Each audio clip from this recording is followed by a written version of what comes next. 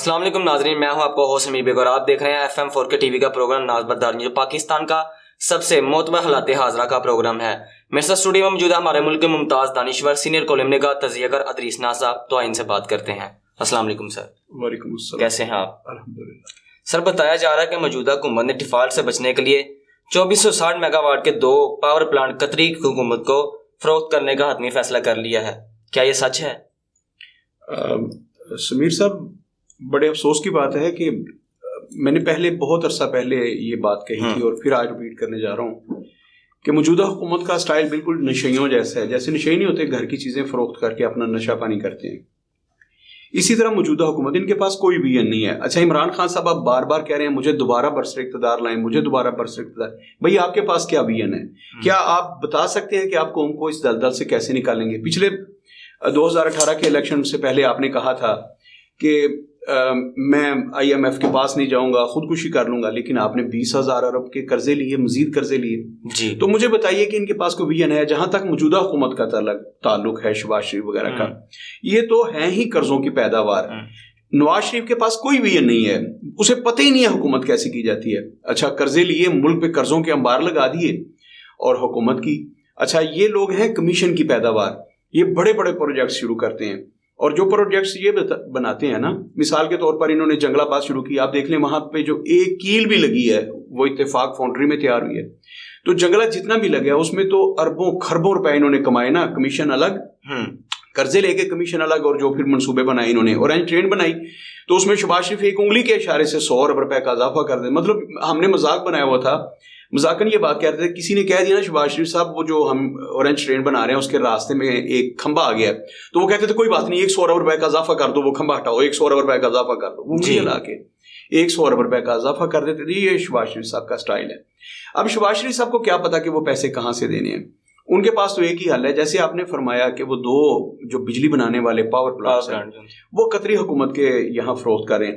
اچھا، قطری حکومت کے ساتھ جو ان کے تعلقات ہیں شریف فیملی کے، وہ ڈکی چھپی بات نہیں ہے۔ آپ کو یاد ہوگا کہ جب مریم بی بی سے یہ پوچھا تھا کورٹس نے کہ آپ کے پاس اتنے پیسے کہاں سے آئے، آپ کہتی ہیں کہ میرے کوئی ذرائع انکم نہیں ہے، کچھ بھی نہیں ہے، تو آپ یہ جو ایمن فیلڈز میں آپ کے اپارٹمنٹس ہیں یہ کہاں سے آپ نے خرید لیے؟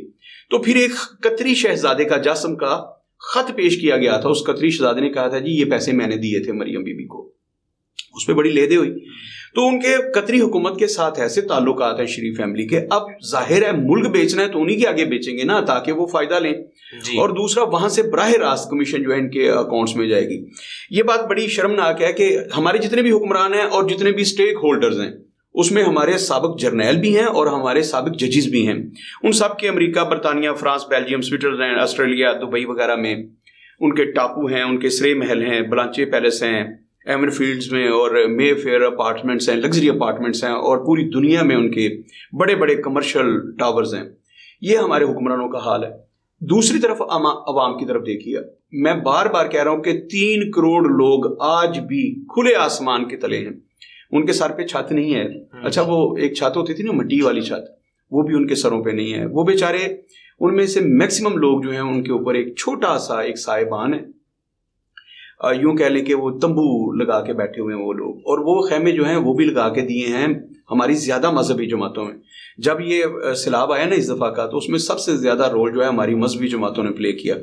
جیسے ماضی میں حافظ سعید صاحب کی جماعت کیا کرتی تھی، لیکن ان پہ پابندی لگا دی گئی کیونکہ بھارت یہ چاہتے ہی نہیں تھا کہ حافظ سعید صاحب کو کام کریں، کیونکہ حافظ سعید صاحب نے تگنی کا ناچ نچایا تھا، اور اگر حافظ سعید صاحب کو قید نہ کیا جاتا تو بھارت نے جو کشمیر کے لیے جو اپنا قانون پاس کر لیا وہ کیسے پاس کرتا؟ خیر، حکمران تو بے غیرتی کی آخری حد کو چھو رہے ہیں، اور عوام کے بارے میں یہ کہوں گا، میرا سارا غصہ عوام کے لیے کہ عوام جو ہے ایسے بدھو اور جھڈو بنے ہوئے ہیں کہ انہیں کچھ سمجھ نہیں آ رہی۔ اب شہباز شریف صاحب کی حکومت جو ہے یہ جو پاور پلانٹس فروخت کر رہی ہے، آپ کا کیا خیال ہے کہ اس کے بعد بجلی مزید مہنگی نہیں ہوگی؟ پہلی بات تو بجلی کے شارٹ فال کا ہمیں سامنا ہے، ہم اتنی بجلی پیدا ہی نہیں کر پا رہے، کیونکہ بجلی پیدا ہوتی ہے، ہم نے تو کوشش ہی نہ کی۔ اب اگر ہم زیادہ پانی بجلی گھر بنا لیتے، زیادہ پانی بجلی گھر بناتے، تو آج ہمیں اس صورتحال کا سامنا نہ ہوتا۔ ہمیں بنانے نہیں دیے گئے، انہوں نے کہا جی آپ پانی سے بجلی پیدا نہ کریں کیونکہ وہ سستی پڑتی ہے، تو اس میں کمیشن نہیں ملتا، تو بجلی تو اس سے پیدا کرنی ہے، پیٹرول آئے گا، پیٹرول بکے گا، اس میں سے کمیشن ملے گی، پھر جو لوگ بنا کے آپ کو مہنگے داموں فروخت کریں گے اس میں سے پر یونٹ آپ کو کمیشن ملے گی جی. تو یہ ساری جو چیزیں ہیں یہ ازر من الشمس ہیں, ہر بندے کو پتہ ہے. شہباز شریف صاحب نے اب یہ جو فیصلہ کیا ہے کہ 2 پاور پلانٹ جو ہیں وہ قطری حکومت کو فروخت کر دیے جائیں تاکہ ہم جو $10,000 ہم نے دینے ہیں IMF کو, IMF سے پتہ ہے نا مذاکرات چل رہے ہیں, ان کے MD جو ہیں انہوں نے کال بھی کی تھی شہباز شریف صاحب کو, اور شہباز شریف صاحب نے پھر ان سے بڑی گزارشات کی ہیں, بڑے ترلے لیے ہیں کہ ہماری مدد کریں اور یہ اور وہ. تو اس وقت حکومت نے یہ فیصلہ کر لیا کہ انہوں نے پورے کا پورا پاکستان اونے پونے بیچ کے بس اپنے اقتدار کو طول دینی ہے, پاکستان کو ڈیفالٹ ہونے سے کسی طریقے سے بچانا ہے, یہ اپنے نام پہ کریڈٹ لینا ہے کہ ہم نے پاکستان کو ڈیفالٹ نہیں ہونے دیا. اس کے لیے گھر کی بے شک ساری چیزیں بیچنی پڑے. ہمارے پاکستان کے بڑے ادارے جو ہیں وہ پہلے ہی مطلب ان کی نجکاری ہو چکی ہے, اب نجکاری نہیں ہو رہی. یہ یاد رکھیے کہ یہ نجکاری نہیں ہے, یہ براہ راست کوئی ملک اپنے اثاثے کسی اور ملک کو فروخت کر رہا ہے. اب یہ نجکاری نہیں ہے جی, نجکاری کوئی اور چیز ہوتی ہے. تو انہوں نے اچھا, اور دوسری افسوس کی بات کیا ہے, پاکستان کے جتنے بڑے یونٹس تھے صنعتی یونٹ وہ سارے کے سارے یکے بعد دیگرے بند ہو رہے ہیں. اتنے بڑے یونٹ بند ہو گئے ہیں, بڑی بڑی فیکٹریاں بند ہو گئی ہیں. کن کے نام لوں, دور کی جانے دیں, میاں منشا صاحب کے وہ یونٹ سارے بند ہو رہے ہیں جو جن میں سرکاری وردیاں بنا کرتی تھی, بالکل خصوص پولیس کی وردیاں اور آرمی کی وردیاں, وہ بند ہو رہے ہیں. تو ملک کی صورتحال یہ ہے کہ یہاں کاروبار, یہ اسیب کا سایہ ہے کہ اس ملک میں کاروبار ہو نہیں رہے. حکومت کے پاس ڈلیور کرنے کے لیے کوئی ہے ہی نہیں, ان کے پاس VN ہی نہیں ہے. اچھا, آج بھی یاد رکھیے گا, میں نے پہلے بھی بات کی تھی, گورنمنٹ کو سیکھنے والی باتیں ہیں. انہوں نے یہ کیا تھا کہ جو بندہ بینک میں پیسے رکھتا ہے, جس کے پاس مثلا 10 لاکھ روپیہ ہے, اسے پوچھا جائے کہ یہ 10 لاکھ تمہارے پاس آیا کہاں سے ہے. اور پہلی بات تو پتہ نا 1 لاکھ نکلوانے پہ فائلر کے لیے یہ اور 9 فائلر کے لیے 3,000 اور 6,000 آپ پے کریں گے 1 لاکھ پہ. ایک تو انہوں نے یہ کیا, لوگوں نے پیسے بینک سے نکلوا لیے, انہوں نے بینک سے پیسے نکلوا, ڈالرز کا کام شروع کر دیا, سونے میں انویسٹمنٹ کر دی. پراپرٹی میں چونکہ یہ بار بار پوچھتے تھے کہ پیسے کہاں سے آئے, وہ چیز جس کا ثبوت ہوتا تھا کہ بندے نے اتنے پیسے کی خرید و فروخت کی ہے, اس سے فوری طور پر یہ پوچھنے چلے جاتے تھے 10 ادارے کہ بتاؤ تمہارے پاس یہ 10 لاکھ 20 لاکھ کہاں سے ہیں. لوگوں نے پیسے نکال لیے, ایک بے روزگاری کا طوفان پیدا ہوا. اگر آج بھی حکومت ہوش کے ناخن لے اور لوگوں کو ایک چھوٹ دے, انہیں کہے کہ آپ اپنی بلیک منی مارکیٹ میں لائیں, آپ بینکوں میں لائیں, آپ سے سوال نہیں کیا جائے گا کہ یہ پیسے کہاں سے ہیں, پھر بزنس ہوگا اور پھر پیسے آئیں گے. لوگ بینکوں سے پیسے نکلوا رہے ہیں, انہیں ڈر ہے کہ اگر ملک ڈیفالٹ کر جاتا ہے تو ہمارے تو پیسے جو ہیں وہ پھنس جائیں گے, ہم تو 2 کوڑی کے ہو جائیں گے, ہم ادائیگیاں کہاں سے کریں گے, ہم لین دین کیسے کریں گے, اس لیے وہ بینکوں سے پیسے نکلوا رہے ہیں. اور یہ صورتحال اتنی الارمنگ ہے کہ آنے والے 2-3 سال کے بعد مجھے نہیں لگ رہا کہ پاکستان جو ہے وہ سروائیو کر پائے گا, اتنا مشکل ہو جائے گا. ان کے پاس کون سا ایسا جادو ہے کہ شہباز شریف ایک قوم کے سامنے آئے اور اپنی منحوس شکل دکھائیں ہمیں اور بتائیں کہ میرے پاس یہ فارمولا ہے, میں قوم کو ڈیفالٹ ہونے سے کیسے بچا سکتا ہوں, یا میں کیسے کاروبار جو ہیں, آپ کے بڑے بڑے یونٹ تو بند ہو رہے ہیں بھائی, یہ کاروبار کیسے چلیں گے.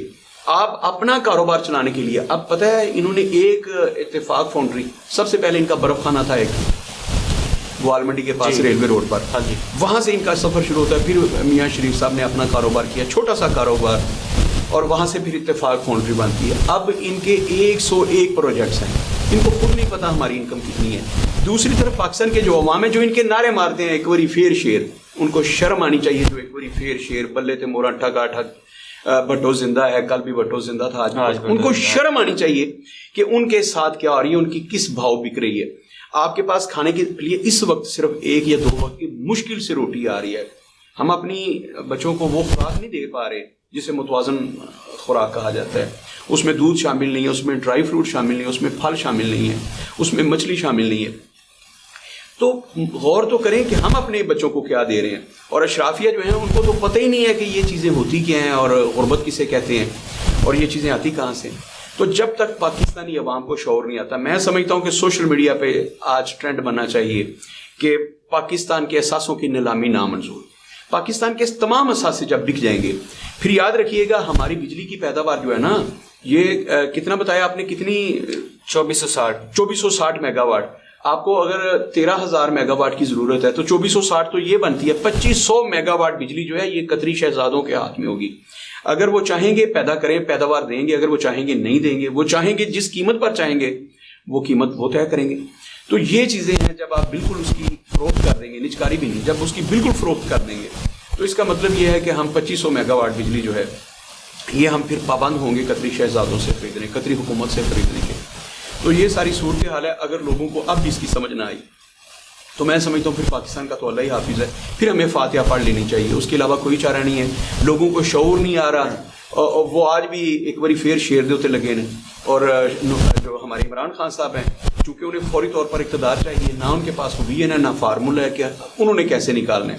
تو پاکستانی عوام کو سوچنا ہوگا کہ جو ہمارے اس وقت کے سیاستدان ہیں، ہماری اس وقت کی جو اشرافیہ ہیں، ان کے اثاثوں میں اضافہ ہوتا جا رہا ہے. باجوہ صاحب کے اثاثوں کی پتہ ہے جب وہ ریٹائر ہو رہے تھے تو وہ ایک فہرست آئی تھی. تو یہ سوچنا ہوگا پاکستانی عوام کو کہ ان کے اثاثے جو ہوتے ہیں وہ جب کرتے ہیں نا کمیشن لیتے ہیں، اس وقت وہ بیچارے 3 مرلے کے گھر سے آتے ہیں، اور جب وہ جاتے ہیں تو ان کی 3 لاکھ ایکڑ اراضی تو پاکستان میں ہوتی ہے، اور پوری دنیا میں ان کے اپارٹمنٹس ہوتے ہیں، اور ان کے لگژری اپارٹمنٹس ہوتے ہیں، اور پھر ان کے کمرشل ٹاورز ہوتے ہیں. تو پاکستان کے عوام کو سوچنا ہوگا کہ یہ ہم اس انقلاب کی طرف بڑھ رہے ہیں. یاد رکھیے گا اس انقلاب کی طرف بڑھ رہے ہیں جو فرانس میں آیا تھا. فرانس میں بالکل ایسی صورتحال بنی تھی کہ اشرافیہ جو تھے ان کے پاس دولت کے انبار تھے، اور جو وہاں کے عوام تھے ان کے پاس کھانے کے لیے 2 وقت کی روٹی نہیں تھی، اور آٹا نہیں ملا تھا. جو ہماری صورتحال بن رہی ہے، آٹا نہیں مل رہا.